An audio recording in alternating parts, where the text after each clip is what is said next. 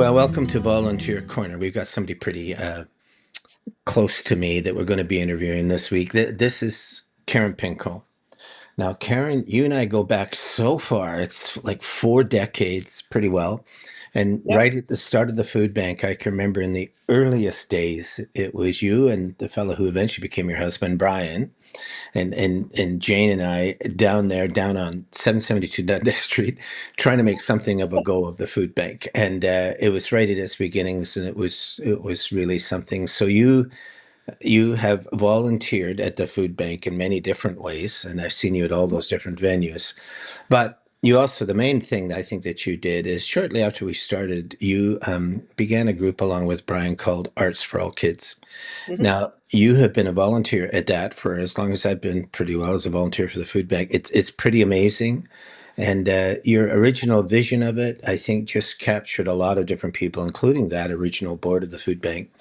And we really wanted to back the work that you're doing. Why don't you tell us a bit about Arts for All Kids? You can talk about the start if you wish, but basically where you're at now and what you're doing.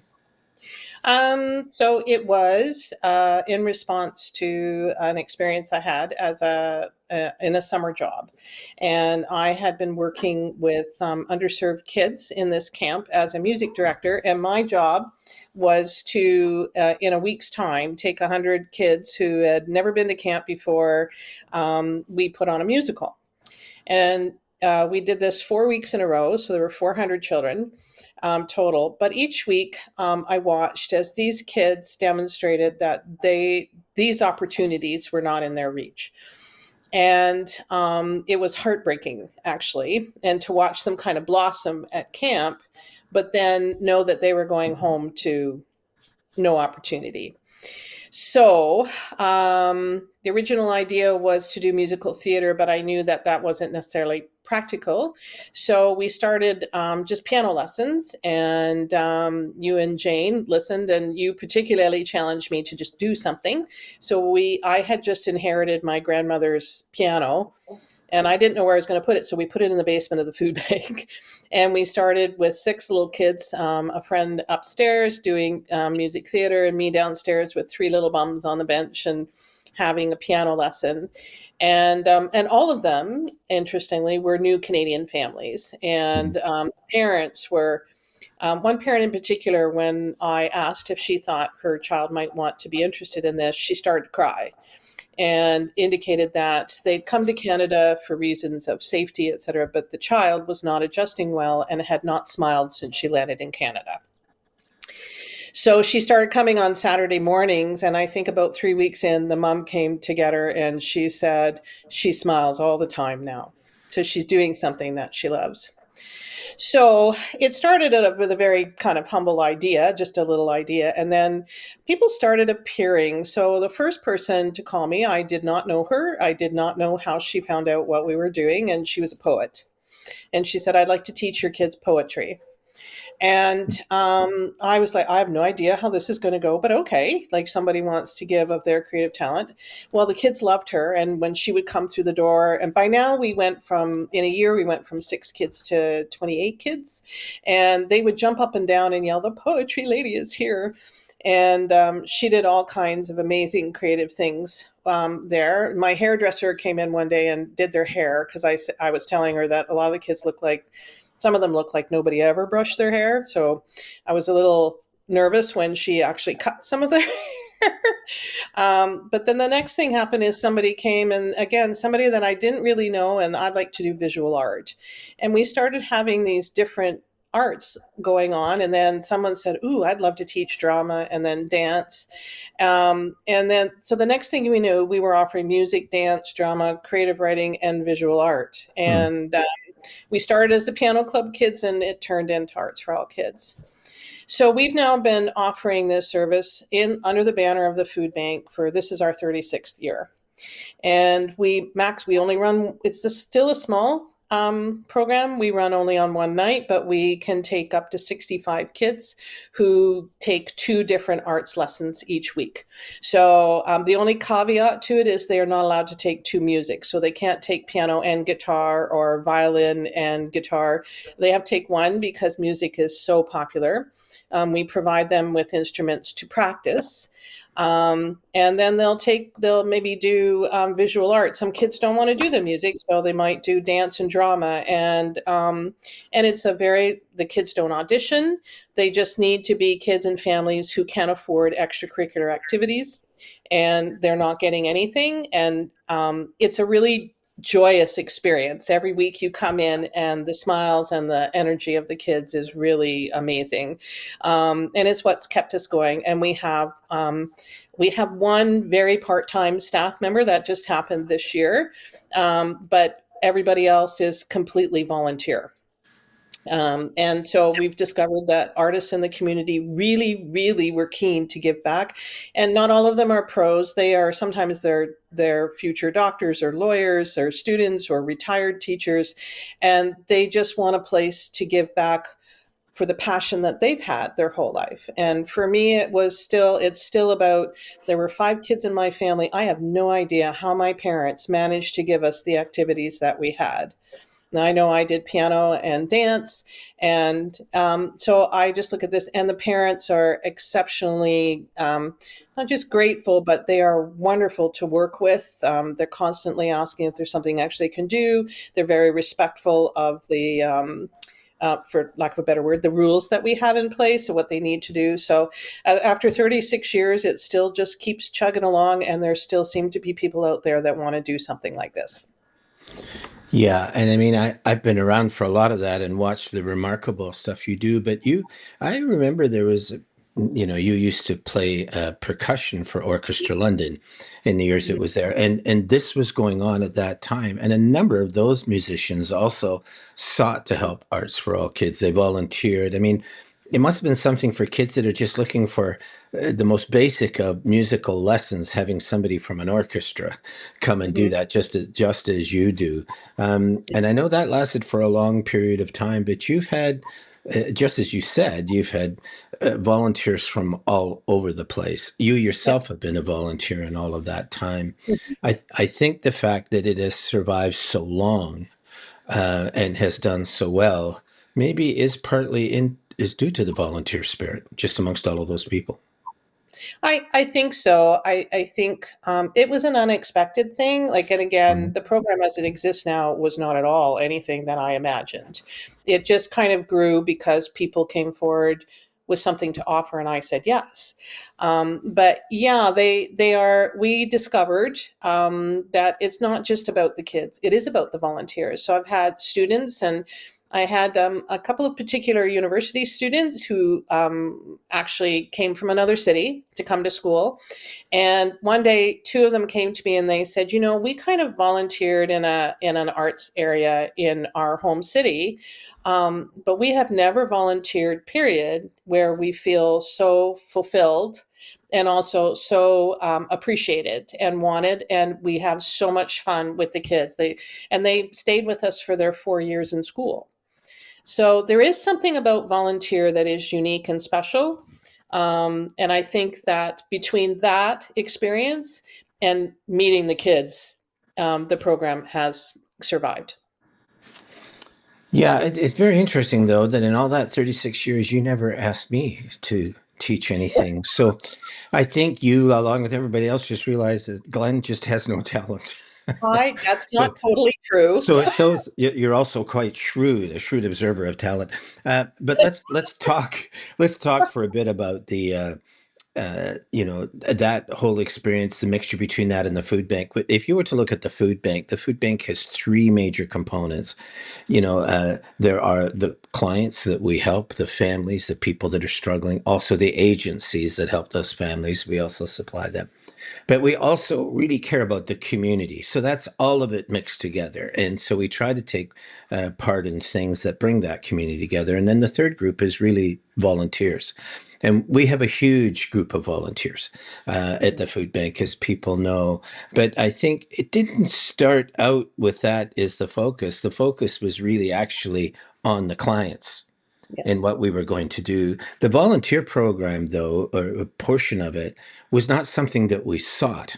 It just showed up. and Yeah. because it was something people really wanted to do. And I think after watching it for all that time, you weren't always at the food bank, but almost from the beginning that you were. But as I've watched you during that time, that's what's happened to you, isn't it? At volunteers, you're not always out there recruiting. These volunteers show up and want to help. Yeah, and I mean, I'm always asked, "How do you get your volunteers?" Sometimes I want to say, "I don't really know." Um, like at the beginning with these people, I still don't know. I'm sure I asked them, "How did you hear about us?" Um, but yeah, sometimes I do have to recruit. But the aspect of high school students needing volunteer hours, and being a retired teacher, I used to get kids I had taught go into high school and want to come and volunteer for me to get their hours. That was always the caveat. I want my hours.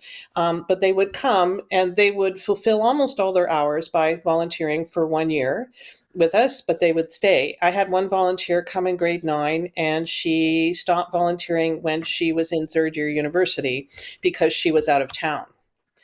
So I think there's something special about volunteering, and especially when you're volunteering for a purpose. And I also think whether it's the food bank or us, or anywhere else, it's about finding a place where your passion is addressed or the things that you believe in are addressed, and the volunteering gives you a practical outpouring of a way to do that.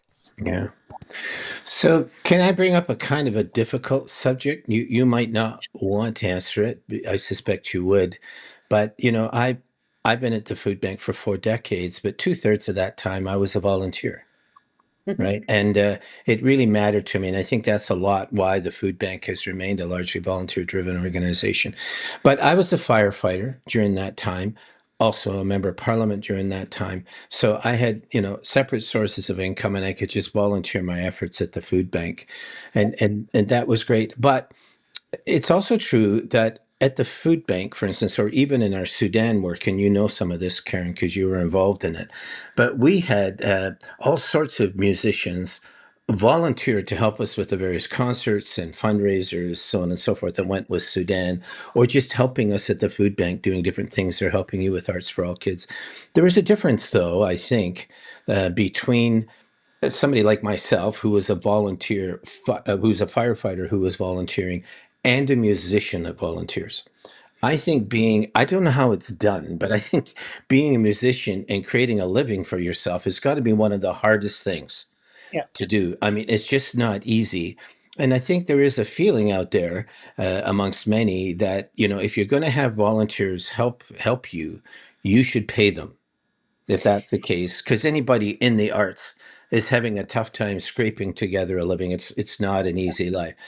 I think I agree with that. I totally understand that it's not easy, and yet as I look back over the years, the people that have come to us, people like Denise Pelly, Hmm. or Denise Pelly even came to Sudan with us on, I don't know, 8 trips, 9 trips, right? Paid her own way, right? Like a lot of people who are artists do this out of a volunteer spirit, Hmm. even though I'm sure getting recompense of some kind would be helpful, or compensation of some kind would be helpful, but they don't want that. How Yeah. do you square that circle, Karen? It's a bit difficult because I have talked to people in the community who feel it's not right if artists don't get paid. And yet my Yes. own personal Yeah. experience has taught me, even with people like yourself and all the years you played for Orchestra London, or you were a school teacher, um, these people actually want to volunteer. Yes, they're professionals, and yes, they're good at what they do, and yes, it doesn't make a lot of money. I get Yeah. all of that, but there's a part of them that really requires the volunteer spirit. That's my view of it. And yet it sometimes doesn't sit well with some who feel the artist should be paid all the time. I think you're far more into this and understand it far better than I do. How do you balance those two things? Um, it is more complicated than it appears. My experience has been we are very understanding. Like if we do Broadway with a twist for our fundraiser, and we need a band, and so we hire instrumentalists. We use people from the community who do community theater, and they all work. But for the band itself, because we know they're all friends, right? But we try to really. Um, be very tight with the amount of time we're asking them, and we actually try to schedule to work in their time frame, so they're not giving up. We're trying to avoid prime playing time, that sort of thing. But I found that it's the same thing that I found with the professional musicians, that they still have a feeling of it shouldn't always be about money, which I find um, not fascinating is the wrong word. I'm just humbled by them saying that, because it is true, and it is historically true, that artists are not always paid their worth. So when we've seen a number of orchestras go under in the last number of years, Yeah. and it seems my observation, my limited observation though, has been is that the people who are like behind the scenes are making a decent living, but they don't pay the product, the people who really give the product properly. It seems like there's a disconnect. Yeah. Um, of and also what is important. Well, yes, okay, you need somebody to book the gigs, but they're not doing the gigs. And the reason people go to the gigs is the musicians. I think musicians, generally speaking, are not necessary. I know I'm not a great business person, so trying to figure out how to do that. It's also a very um, it's a difficult market, because there's only so many gigs, there's only so many things, and only a few people do that. But I have found that the people that I've worked with, whether it's in the orchestra, whether they're helping at Arts for All Kids, or they're doing like a food bank concert, the orchestra for 9 years did a food bank concert, and the musicians, all the musicians worked for free.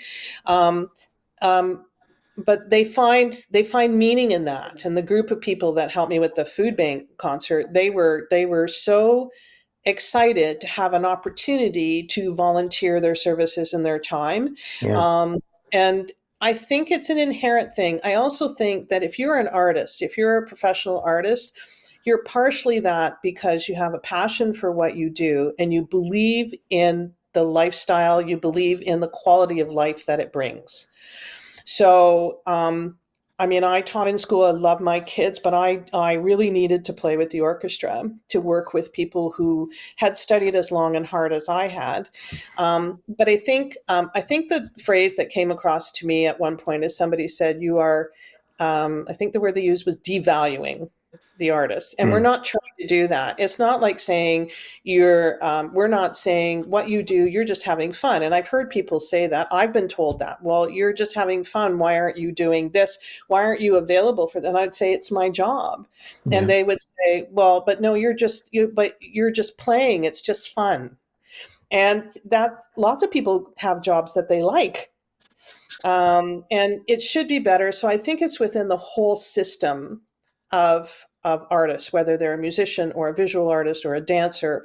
I think that we still haven't gotten away from patronage, and we still haven't gotten away from actually recognizing the amount of work. So if someone is a hockey star and they've been playing, people will say they've been playing hockey since they were 7, but musicians have been working. Most of them have been working since they were little kids too, but it's not viewed the same.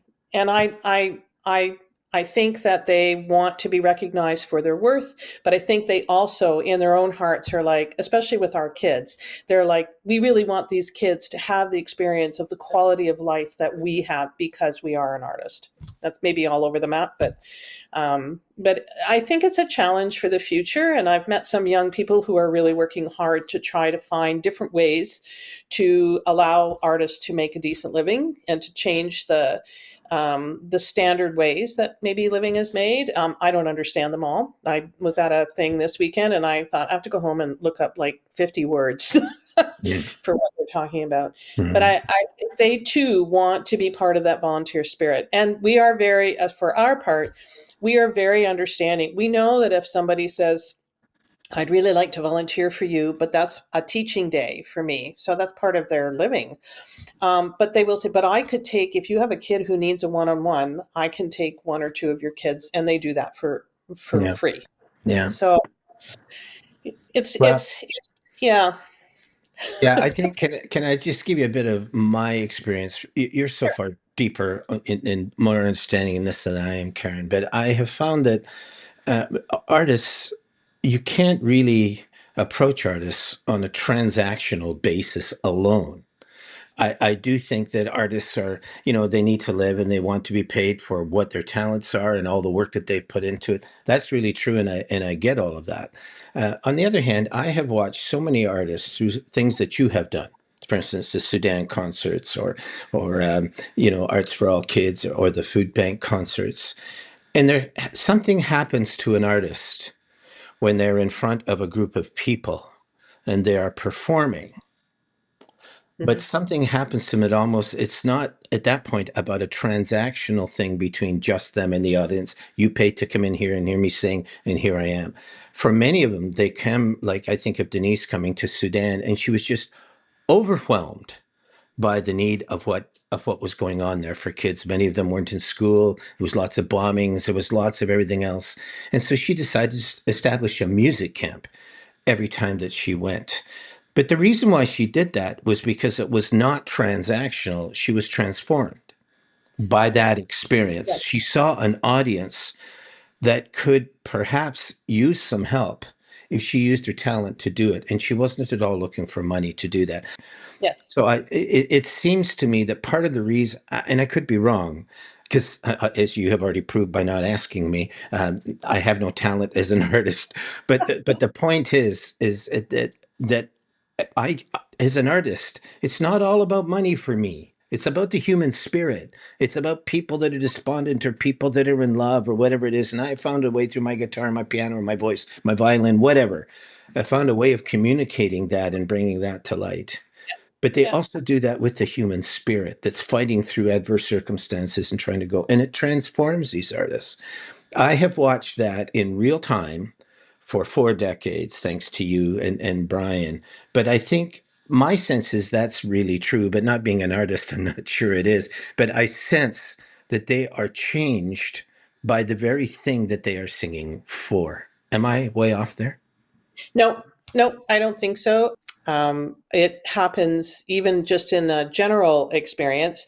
There was one concert I was doing with Yorkshire, and there was a particular piece that I didn't have a part in. So I was just Mm. sitting on stage, listening. Beautiful piece. It was the Warsaw Concerto, and so I kind of looked out and scanned the audience, and in the third row there was a woman sitting near the end of the row, and she was weeping, and the rest of the musicians wouldn't have seen that because they were kind Yeah. of busy. Mm. But I remember seeing that and going, "Oh my gosh!" So at the end of I was concerned because I didn't know if she was upset that we played the piece or what was.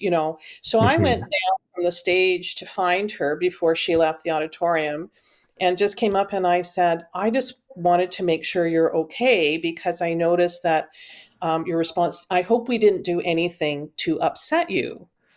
And she looked at me and she took my hands and she said, no, she said her son had been in the military and he Mm. died.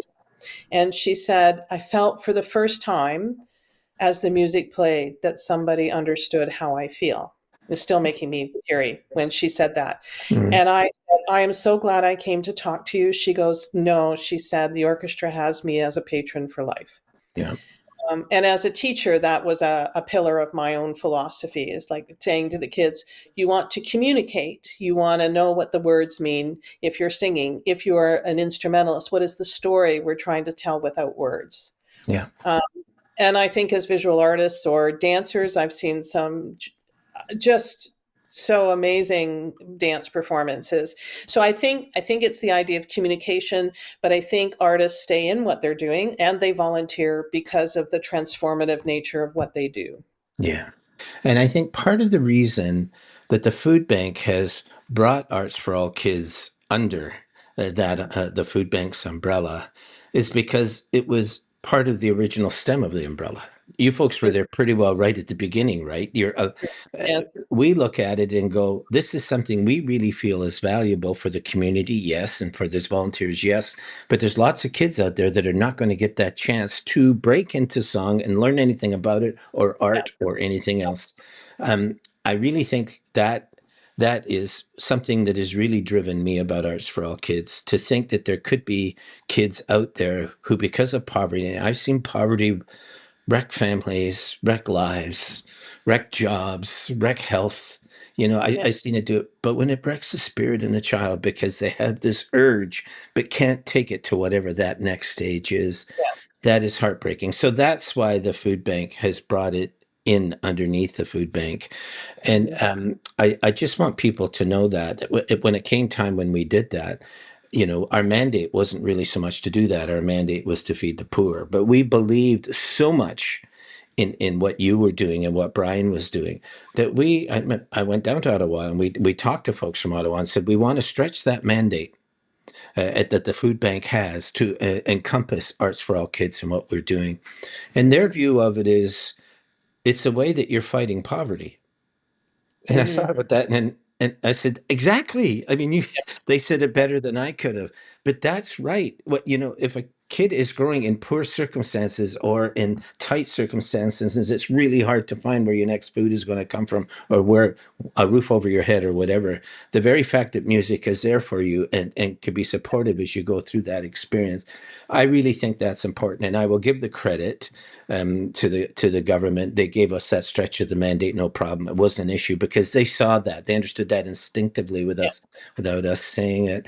That support that the food bank gives. I'm not looking for you to praise the food bank, but as someone, you know, you're trying to provide this service to families that could really utilize it.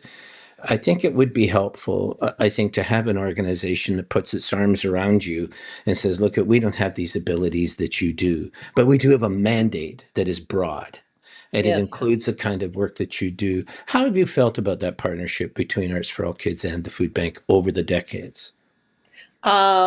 It has well, it's been essential, and it actually gave us the room to, especially for things like me saying, "Yes, we'll do visual art, we'll do this." It gave us a home. It took the pressure off of like we only do grants for something that we need, and I think the link between the food bank, you know, when you're speaking, that if you mention that you have an arts program in the food bank, people go, "What?"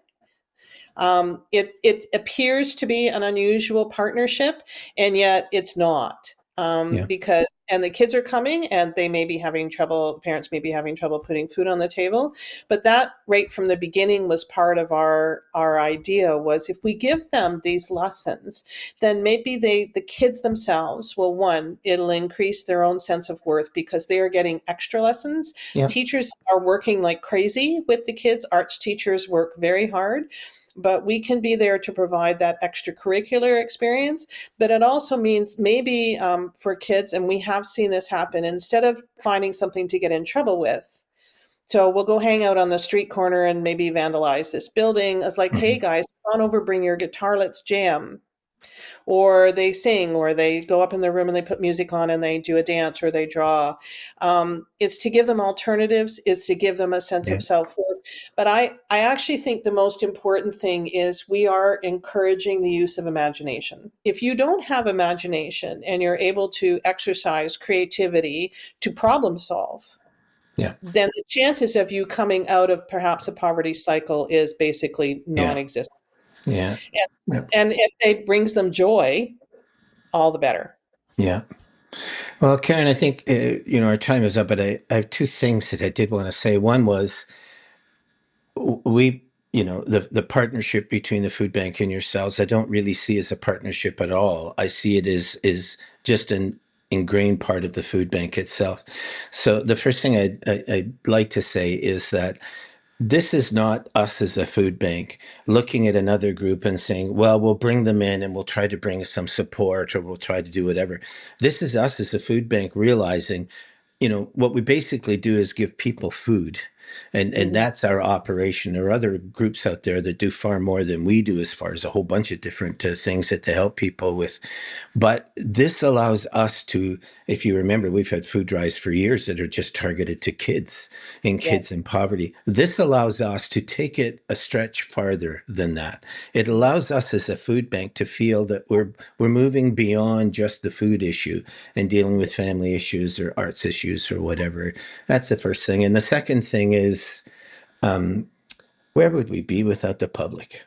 Where would we Yeah. be without the business community? Where would we be without London Community Foundation, which helped to give you some money for some of the stuff that you're doing, which has been fantastic. But this ability to grow happens because we're in a community that really supports these things, not just the food bank, but also you. So we've always been proud as a food bank to point that our Arts for All Kids is one of the big things that we do, one of the big things that we believe in. And not in my whole time being at the food bank has somebody ever written to me or talked to me and said, well, I'm not going to support you if that's what you're doing. Hmm. Right. Because it's kids, we all understand. But I do think that you help extend the food bank. Hmm. We don't want to just be seen as food. We really do care about other agencies, or we really do care about kids. And you help us to extend that. So it's to our benefit that you've joined, not just to yours. And also, we're so lucky that we're in London and we get this kind of support. And I'm sure you feel that too. Yeah, absolutely. And I appreciate that. Thank you. Because we are very aware of, I will say, how fortunate we are to be in this kind of a setting, Yeah. especially as we move forward and funding is disappearing, and we are not Yeah. worried. So, Yeah. because we have a home. Yeah. So, yeah. And if it can affect more kids, all the better. Well, Karen, I've lived a long life. I just turned 74 a couple of weeks ago, but I can remember those moments in my life when somebody came to me. Sometimes it was a teacher, but sometimes it might have been somebody else, and who helped to take my life into a bigger life Mm. and help part of me come alive that hadn't been there before.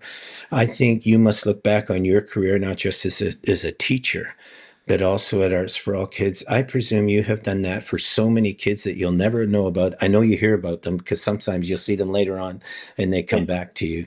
But what you have done, you and Brian both, and your volunteers, is to build that kind of instinct and say, you got a bit of imagination, try this. I think it's a wonderful thing that you've done for Karen. And for us as a food bank, we look back at that as part of our legacy as one of the best things we ever did. Well, thank you. Thank Yeah. you. Appreciate Yeah. that. Thanks for all the hard work, Karen. Thank you, Glenn. Thanks for the chat.